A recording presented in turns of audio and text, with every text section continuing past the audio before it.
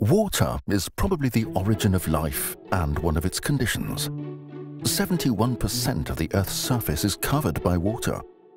Together with temperature, it is the most important environmental factor for life on Earth. Up to 60 to 70% of the human adult is water. Our bodies need water for intracellular transport, excretion of metabolic products, or the regulation of body temperature and many other functions. Surviving without water is impossible. Did you know that during mechanical ventilation, the supplied air is typically cold and dry, which can lead to diverse problems for the patient? Mechanical ventilation using cold and dry gas can lead to a degradation of gas exchange due to changes in lung compliance and air-water patency.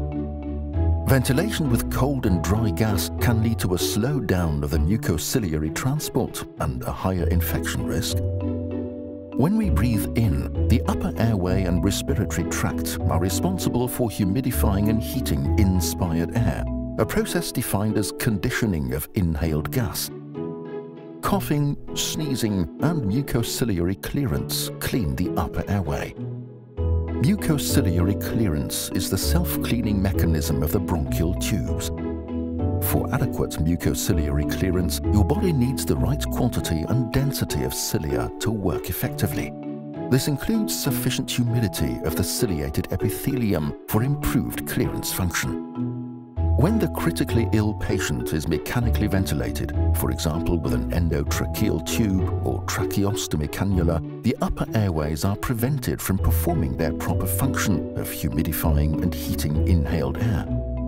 Moreover, the patient's condition worsens when cold and dry medical gases are administered during invasive and non-invasive ventilation.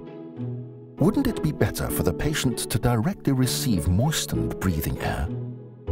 For this reason, a gas conditioning device is needed, as it helps to avoid structural and functional damage to the respiratory epithelium. This device consists of a gas supply, heated breathing circuits, a humidifier, and a patient interface.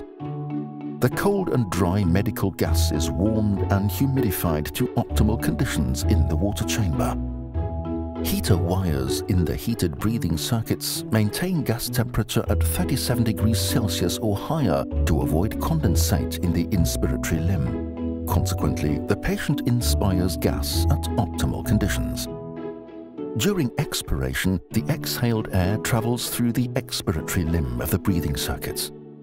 In this case, the expiratory limb is unheated, the exhaled air will cool down, the capacity to hold water decreases, and condensate occurs.